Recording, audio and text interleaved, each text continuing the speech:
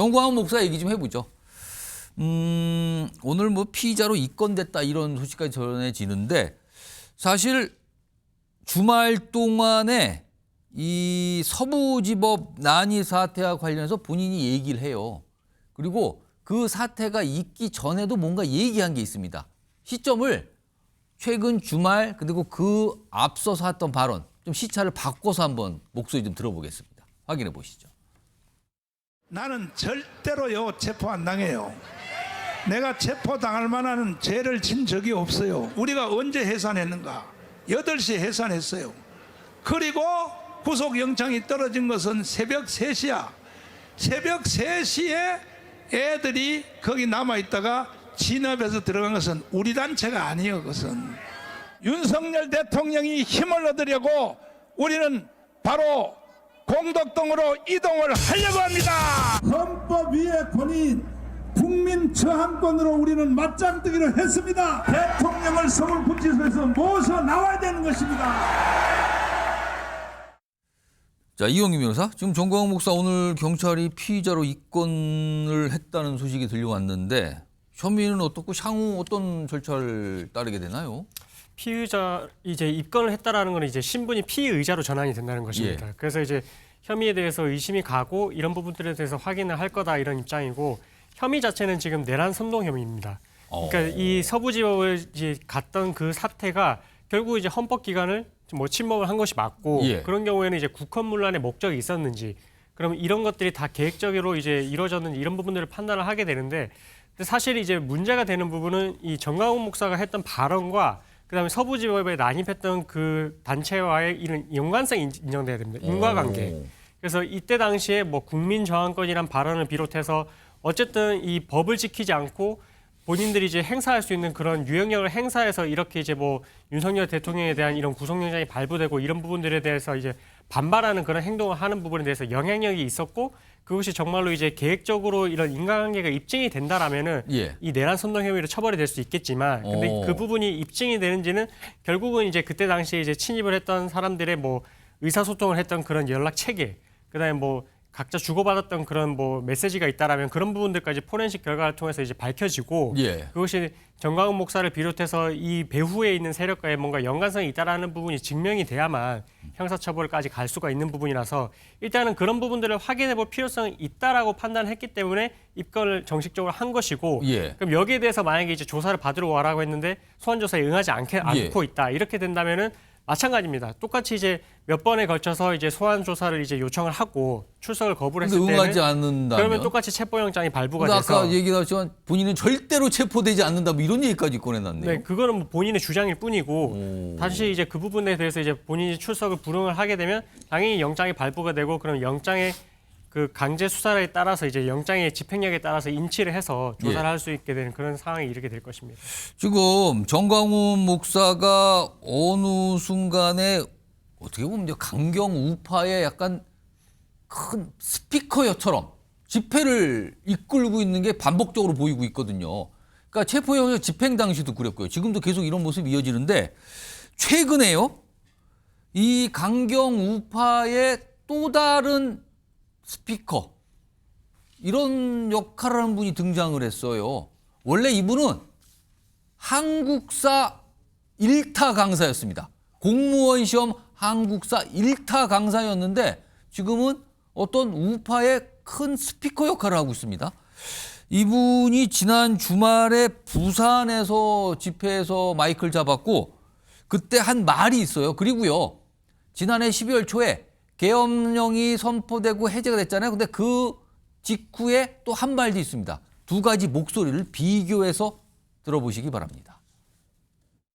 편파 보도에 적나라한 현실도 이번에 알게 되었고 상식을 모두 무너뜨린 공수처와 서부지법의 불리한 재판관들 헌법재판소의 실체까지도 모두 알려주게 된 계몽이라고 저는 100% 저도 계몽령이라고 생각합니다. 비상기업의 잘잘못을 따진다면 개인마다 평가는 다를 수 있겠지만 팩트만 말씀드리면 비상기업 승부 가장 잘못됐죠. 이거는 그런 윤석열 대통령이 자유로울 수 없습니다. 이에 대해서.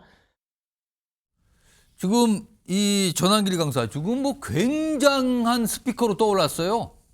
집회 현장에서 저렇게 마이크 잡고 있으면서 사실은 윤석열 대통령 탄핵 반대를 외치고 있고 아까 보셨죠? 그 부산 집회에서는 계몽이다, 계몽. 계엄이 아니라 계몽령이다.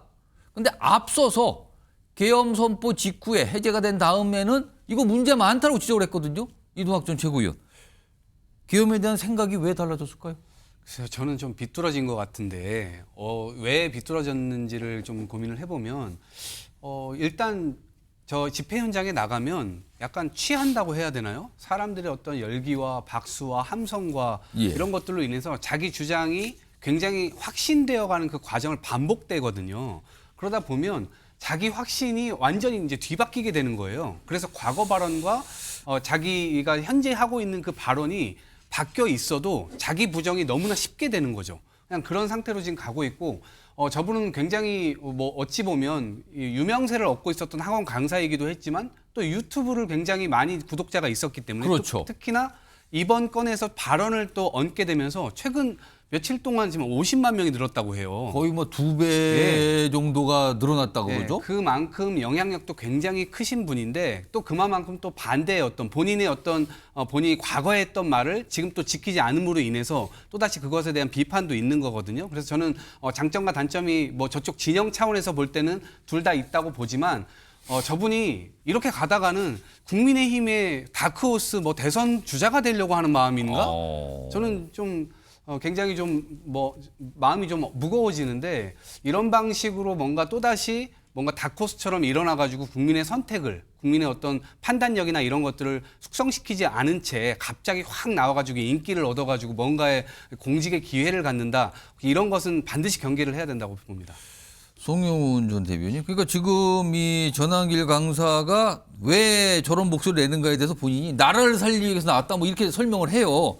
지금 갑자기 사실상의 우파 진영의 빅스피커로 떠올랐는데 이거 어떻게 봐야 되는 겁니까? 일단은 그 빅스피커라고는 하는데 그 예. 영향력의 크기에 대해서 우리 레거시 미디어에서는 좀 정확하게 분석해 볼 필요가 있습니다. 예. 우리 국민은 5,100만 명 정도 돼요. 그리고 전체 유권자는 4,400만 명입니다.